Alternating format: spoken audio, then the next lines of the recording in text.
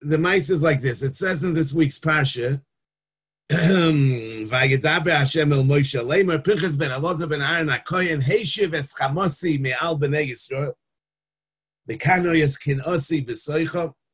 So he removed Hashem's wrath me'al b'nei Yisrael Bekanoyas Kinosi b'soicham. He avenged the Rebbeinu Shalom's kinah.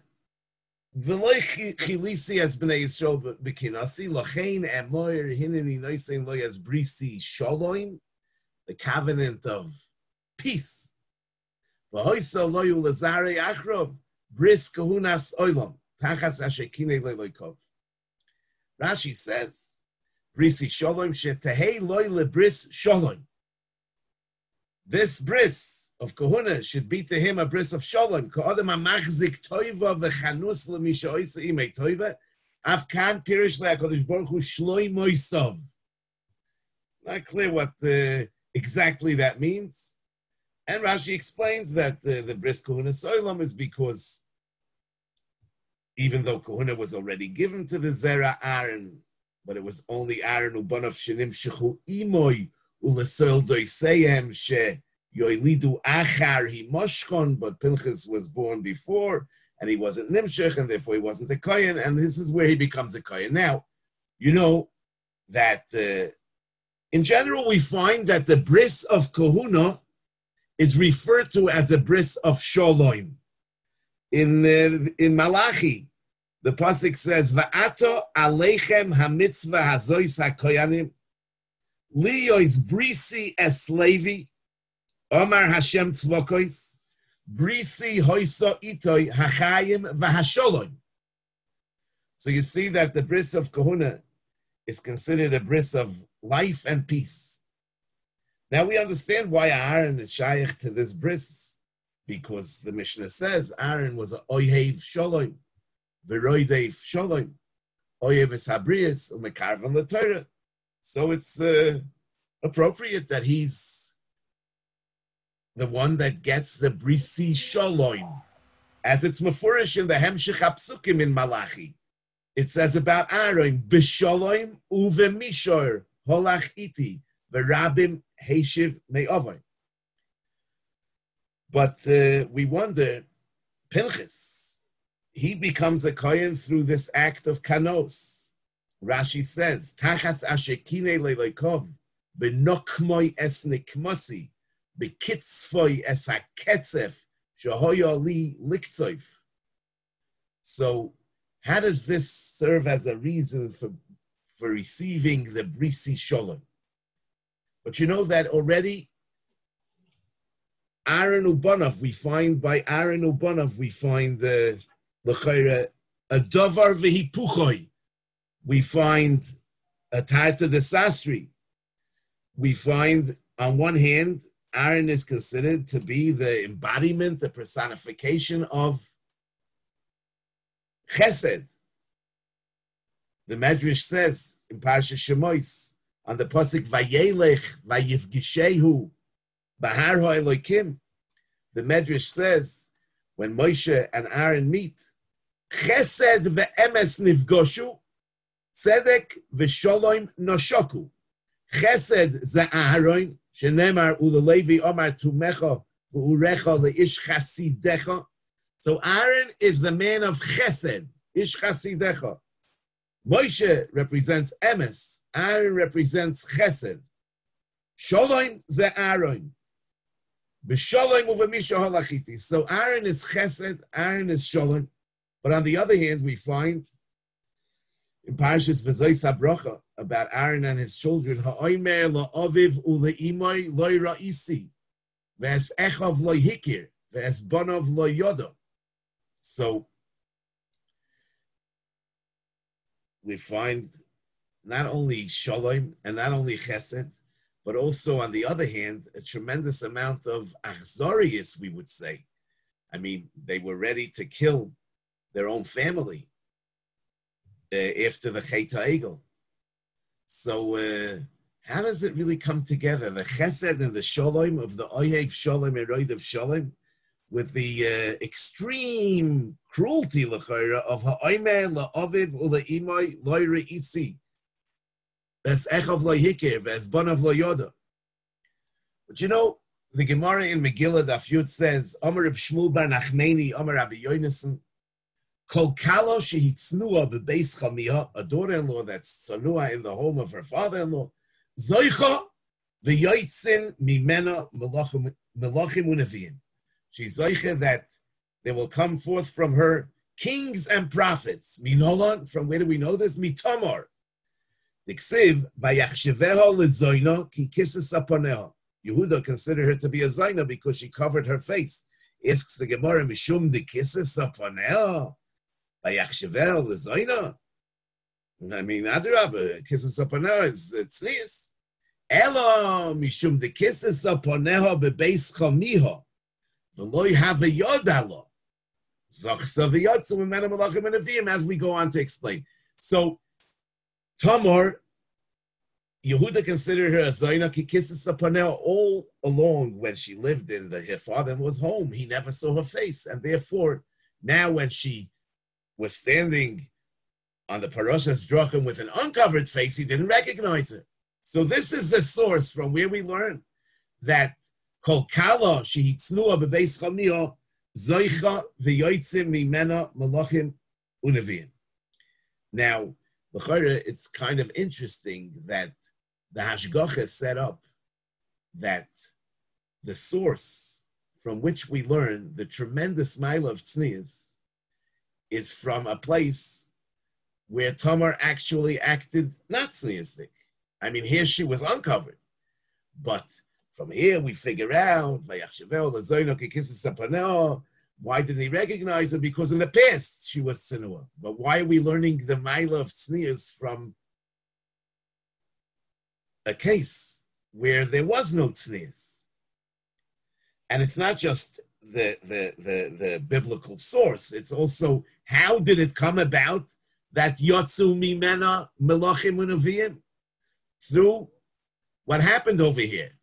So how is that we're learning the mile of tznius from such a story? So Reb Tzadik HaKohen Milublin in his Sefer Lekutei Amorim writes as follows: Ki mailas tznius de Yisrael, who rak kishe'ein lohem tznius b'mokim she'ein tzorech tznius l'shem shamayim. The mile of tznius by Yidden is only if they have the ability to not be tzanua, where the shem shamayim asks for not being tzanua. U'kemoisha amru b'tamar shahois b'shvil shahoitzas tzanua b'beis chamiyah yatsu mimena melachim u'neviim v'zeh hoya be'eis sheposhto geder tzniusa v'teishev b'pesach einayim rak shekavanosa hoisel l'shem shamayim. She felt that this was the right thing to do. V'oz nizbarer tzniusa sheruya lidavek b'Yisrael v'Yehuda v'latzeis mimena melachim u'neviim. This is what Reb Tzadik writes. In other words, the Gemara says in Brachas Daf Ches that the Persians are tzanua, but that's a nature. That's an inborn character trait. That is not something of choice. It's not something that's dictated and guided by logic. Parsim are tzanua. Says Reb Tzadik, that's not a big deal.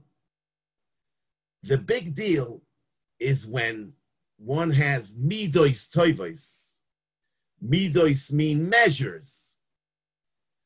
Good measures, meaning that a person is in full control of when yes and when not.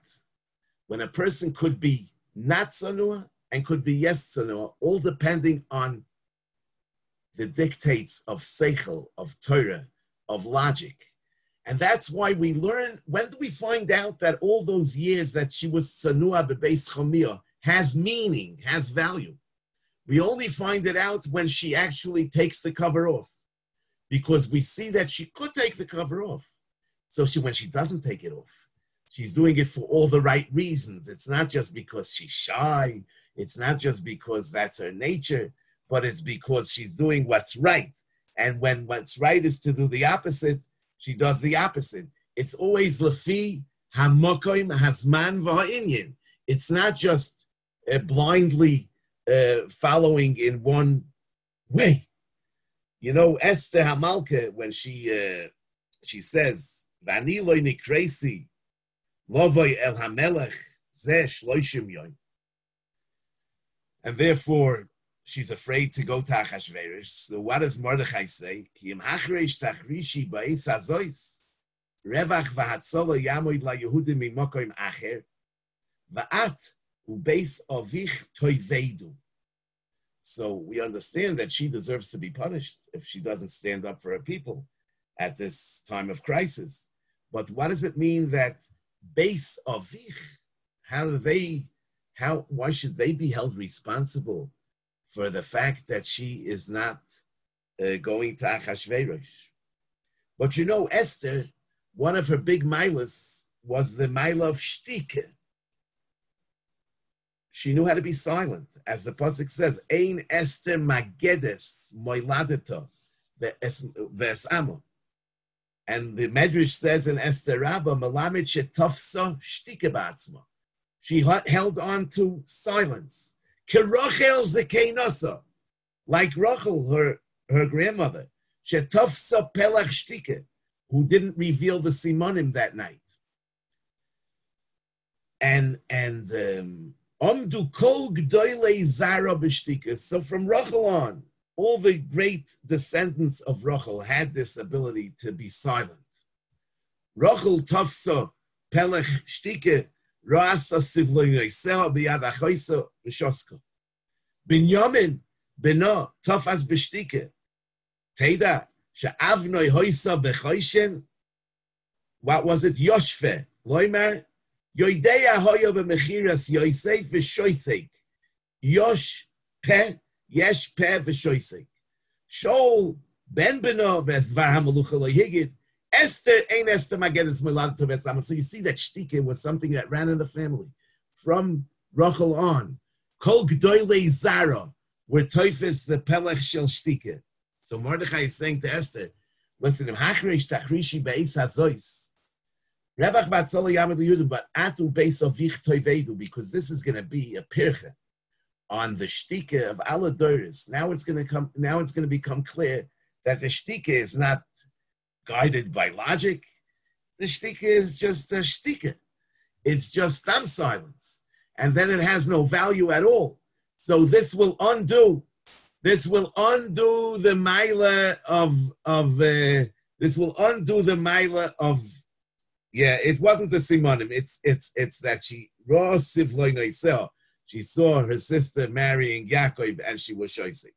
Okay, now I want to tell you there's a sefer Zahav Shvo al Torah from the Maharshag, Reb Shimon Greenfeld. He was the semi-higher of one of the great poskim in Hungary in the generation before the Holocaust. So he writes in Parshas B'Shalach as follows: Shehagoyin HaKodesh Moirenu Reb Tzvi Mizidetchoiv, Reb Hershel Mizidetchoiv, the Yemeina Urav, when he was young, Chilei Kol HaChov Dalet Shoyz Shel Hayoim.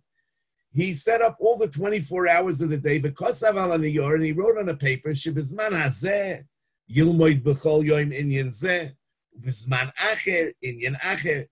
For every hour he had, he wrote what he will do. V'oz lo yedaber shum davar. V'kadoyna hanhagis shelo. He wrote all his hanhagis out. What he's going to do the entire 24 hours of the day. V'achar kach bo im haneyor shekosav bo hanhagis shelo l'fnei rabbi hachoyzim milubli. So he came to show his Rebbe this page of Kabbalahs. Lirois im yoshru hadvarim gam be'enei rabbi. To see if he approves. He thinks that this is a good idea. The Yoshru Be'enov, yeah, it found favor in the eyes of the Chayzim Ulublim. Rak shekosav al kol anhoge v'anhoge b'zeh aloshen ulefa'amim lahefech. Whatever he wrote, that 9 o'clock I'll do like this. So the Rebbe wrote on the side, and sometimes fakir ulefa'amim lahefech. He said it's all great, but he added to the side of each one ulefa'amim lahefech. So the Maharshag writes, B'biur Advarim, The Misha Kavanose Be'emes L'Shem Shamayim, EF Sheloilos is Klal L'Shum Dover. It can't be a Klal. Rakafishi is Damino Indian with Var Mitzvah.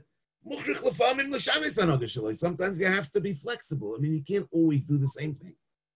And he writes, there are people, they have great anhogis. They don't ever want to break their great anhogis. Even if something comes up, something very important. Keep going. I'll give you an example, writes the Marshak. There are people that learn every day 18 prokim mishnayos.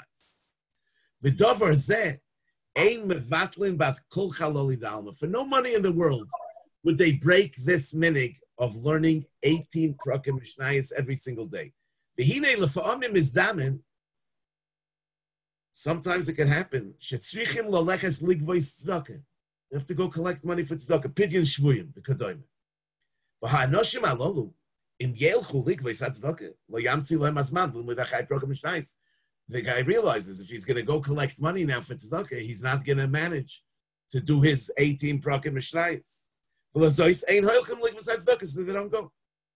U'be'emes zakta mizeh muchrach. From this you can see for sure that the mashi yesh lehem anhoga toivezu, that they do it every day, ain't kavanosam l'shem shamayim. They b'chlal don't mean the Rebbeinu Shalom. Rakadesh yuchlu lehispor le'ez knusam, in order that when there'll be old people, they'll be able to say, miyoyim omdoy al daitoy loy bittel lilmoid b'chol yoyim chai prokim mishnayis. I should be able to say when I'm on my deathbed, from the day I became a mensch, I never was mevatel the chai prokim mishnayis. That's why I'm holding on to this. He says, because if I would be thinking about the Rebbeinu Shalom, I would understand that today is not a day for the chai prokim mishnayis. Today is a day that I have to go collect money for tzedakah. Yeah, v'shaharei im hoysa kavadas and members of Shem Shemaim, im kein hoyom in aroi, should be his damein in yen nochutz yoysa l'Shem Shemaim, yivatlo an agosam arishoyna, aloysa izman anochutz. And then he brings in the name of the Chayzim L'Blin, there's a pasuk, loisasun kain la'Hashem Elokeichem. Pashtus, it means you shouldn't break the Mizbeach. But he says, the Chayzim L'Blin said, loisasun kain. Kain means like this. It can't be like this. La'Hashem Elokeichem, it has to be sometimes like this and sometimes like that. It can't be fixed. It can't be etched in stone. It can't be kain. It has to be flexible. So that's what the Marshag is saying. That's what the Chayzim L'Blin meant when he added onto the Anhagis of Reb Hershel is in the Shoiva. Well, the farm in Lahefach. Memela, the Pshah is like this. Tumecha v'urecha le'ish chasidecha. Avada, the Kahuna goes to the ish chasidecha, to the man of Chesed. But how do we know if he's really a man of Chesed or he's a victim of Chesed? How do we know if his chesed is a chesed that's guided by logic, guided by Torah, or it's just a character trait that has no value and meaning? So the pasuk says, "Tumecha v'urecha leish chasidecha asher nisisoi b'masa tirivehu al mei meriva ha'omer la'aviv ule'imay loy ra'isi v'es echav loy hikir v'es banav loy yoda." When did we find out that the chesed is real chesed? When he can do the opposite. Once he can do the opposite, we know that the chesed is qualified, that the chesed has real meaning. And Memela, on one hand, the kohen shehorages hanefesh lo yisa es kapov, but on the other hand, we say that simu ish charboy al yerechoi ivru vashoivu mishar l'shar b'machane. V'hirgu ishes ochem, ishes re'eu, ishes kroivay, as the pasuk says in Parshas Kisisa. And then Moshe calls this, Vayomer Moshe, milu yedechem hayoim laHashem, ki ish bivnoyu v'ochiv, v'laseis aleichem bracha. Rashi says, milu yedechem, atem ahorgim oisam, b'dovar hazeh tischanchu, liyois kayanim l'mokai. So the chinuch for becoming the ish chasidecha was the hirgu ish ba'achiv uvivnoi. So that means that a person is completely in control of his emotions and of his character, and he does what's right. He doesn't do what he feels up to. He does what needs to be done. He follows his calling. And therefore we say, Lo niskahin Pinchas at shehorgei l'zimri. Dafka when it was Bekanoyus Kinasi B'soicham, when he's koitzef es haketzef, shehoyo alai liktzoif, he's zoichet to the brisi shalom. Because shalom is only qualified by the ketzef when the ketzef is necessary. If not, the shalom is worthless. You know that in Perik Shira, it says, Preda ma oimeres. A preda is a mule. So what does the mule say? Yoiducha Hashem kol malchei eretz, ki shamu imrei ficha. A pasuk in Tehillim. That the kings of the land will praise you, Hashem, because they heard the words of your mouth. So what does this pasuk have to do with a mule in particular?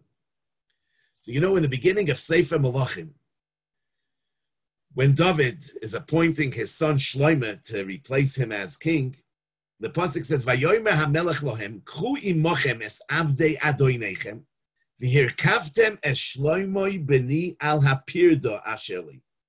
You should give Shlomo a ride on the mule that I have. V'hiradetem oisei al gichai. So there's a Tosfos in Chagigah Daf Beis that says, "Ub'toisefta the Masechtes Klayim Tanya Omer Reb Isi ben Yehuda Osur lirkov ala preda mikal v'chomer," that you're not allowed to ride on a mule, and it's a kal v'chomer. Uma b'mokim shemuter lilboi shnei chalukim. That when you have a beged of tzemer and a beged of pishton, even though you're not allowed to weave tzemer and pishton together, nevertheless you're allowed to wear one beged of tzemer on top of a beged of pishton. Uma b'mokim shemuter lilboi shnei chalukim osur b'taruv osoi mokim she'osur linek shnei minim. You're not allowed to be noiheg two different minim together, shor v'chamor yachdov, even though they're separate minim. Einoi din she'osur b'taruv osoi. Is it not a kal v'chomer that the hybrid of a sus and a chamor, which is a mule, avada, you shouldn't be allowed to ride on it. Azay shteit in Yerushalmi, azay shteit at Tosefta. So amru loi v'aksiv v'hirkavtem es Shlomo b'nei al hapirda. So they asked Isi ben Yehuda, how could you say that it's us? It's a mafurish pasuk that David had Shlomo ride on a pirda. So on the side, it says that in the Yerushalmi, it says, Oisa preda misheshes imei bereishis oisa. That was a special mule that was from Sheshes imei bereishis. It wasn't a mule that came out of a sus and a chamor. But l'chayra is the chtaka pelas. So misheshes imei bereishis, HaKadosh Baruch Hu prepared a mule for the riding of Shlomo. I mean, what was the tayelis and tachlis and importance of this nace? I mean, why was it so important that he should ride on a pirda? So there's a Chasam Sofer in the Torah's Moshe al Torah in Parshas Shoftim. It says that the sus represents gaiva. A horse represents gaiva. The Ramban says on the pasuk sus v'roich v'oiromo bayom that a sus represents gaiva. On the other hand, a donkey, represents another humility and submissiveness. Bayet shichmoy lisbon. So oni v'roichav al chamor. So the preda, which is a harkava of a shor and a chamor, so that represents the combination of gaiva and shiflus, of gaiva and another. And that's the combination that a melech has to have. On one hand, melech shemochal al kvoidoi, ein kvoidoi mochol, he has to stand up for his honor, and he has to behave in a way that's with all the ginunei malchus. On the other hand, the Rambam says in Perek Beis Milchas Malachim, "Kederech shechilek lo hakosav hakoved hagodol v'chiev hakol b'chvoidoi," that just like the pasuk was mechayev everyone in his covet. Kach tzivohu liyois liboy bekirboy shofol v'cholol shenemar libi cholal bekirbi. So the Preda was created from the Sheshes Yemei Bereshis. In order that Malchei Yisrael should ride on the Preda, in order that it should remind them of the importance of using the two midas of Gaiva and Anova together. He writes saying, you see, we find Lahavdil Kaviyochel by the Rebbeinu Shalom. On one hand, Hashem Moloch Geis L'Peish. On the other hand, we say, B'mokoim Sh'ata Moitzei Gdulosoi Sham Ata Moitzei and V'sanusoi. And therefore, the Preda, which is a hybrid of Anova and Gaiva, says, Yoiducha Hashem Kol Malchei Eretz. Kishamu Imrei Ficha, because it's through the Preda that the Malchei Eretz, the kings of the land, hear HaKadosh Baruch Hu's message about how important it is to be a Bal Gaiva on one side, on one hand, and be an Onav on the other hand. So that's the Yoiduka Hashem Kol Malchei Eretz.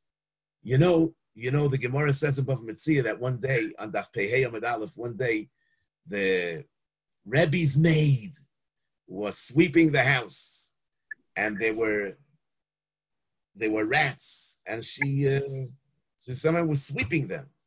So Rebbe said to her, "Shafkinu, leave them alone.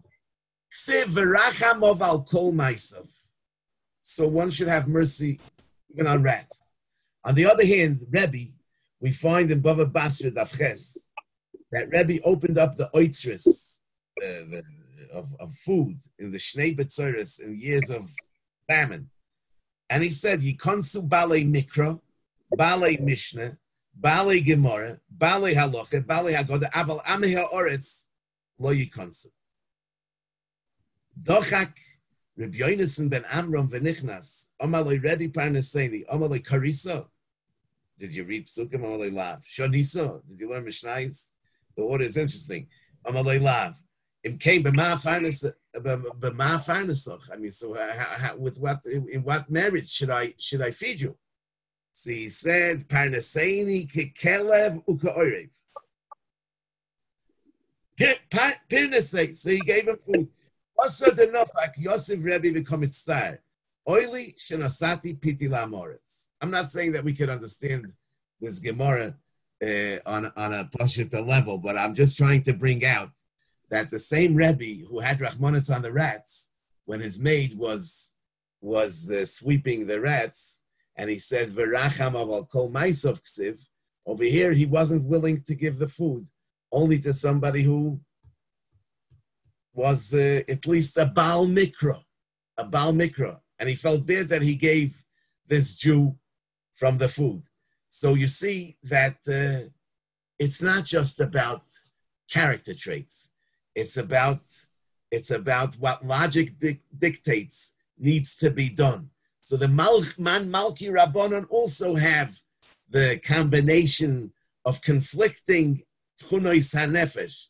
We find Rabban Gamliel said in Shabbos Daf Kuf Nun Aleph, Kol HaMerachim al Abrios, Merachim Olav Min HaShamayim. This same Rabban Gamliel that said, Kol HaMerachim al Abrios, Merachim Olav Min HaShamayim, he was the one who searched for and found Shmuel HaKotten that should be Mesake the Birches Haminim, the Lamalshinim Alti Sikva, the Chol Haminim Kerega Yoivedu. So this was the initiative of the same Rabban Gamliel, as the Gemara says in Brachos Daf Chav Ches, the same Rabban Gamliel that teaches Kol HaMerachem al Abrios, Merachamim Olav Min HaShamayim. He was the man behind the initiative of instituting a Birchas HaMinim. We see that Rav Ada bar Ahava was Marich Yomim. The Gemara says in Tainis Daf Chof, he had Arichas Yomim. He says, because mi Yomai lo hikpadeti b'seich beisi. I never had a hakpada in my house. But this same Rav Ada bar Ahava, the Gemara tells us in Brachos Daf Chof, he saw a kusis The Hava Levisha Karbalta Beshuka, she was wearing a non-sneezdik dress. Savar the Bas Yisraeli, thought she was Jewish. Come Karamina, he tore it. The Seifig Loi Milsa the Kusasi, and he had to pay. In any case, it's the same Rabbi Bar that says Miyomai Lo Hikpatati B'Seich Beisi. But when he sees something that needs to be done, he does it without hesitation. So again, you see the combination of conflicting midas, because midas really are measures, and measures are measured by das, by seichel, lefi hazman, lefi ha'inyan, lefi hamokin. And it's not just that we blindly follow one mahalach and everything is l'shitosei. But Amol, you know, we get hung up on a certain derech, whether it's in midas, whether it's in logic. Also, I mean, the lack of flexibility is what stunts growth and doesn't allow us to react to different situations in the proper way. Sometimes you can predict what somebody's going to say about any question that comes up. And that's because those answers are not coming from a place of shikol hadas. It's coming from he's on automatic. He's on automatic. If you read in the Sefer Masei-ish, it's like 6 volumes of short things that the Chazon Ish answered to questions that he was asked. You can never predict, even after you read hundreds of stories, you could never predict what his answer is going to be, because you had to be the Chazon Ish in order to give that answer. If he wasn't on automatic, he evaluated every situation independently, and okay,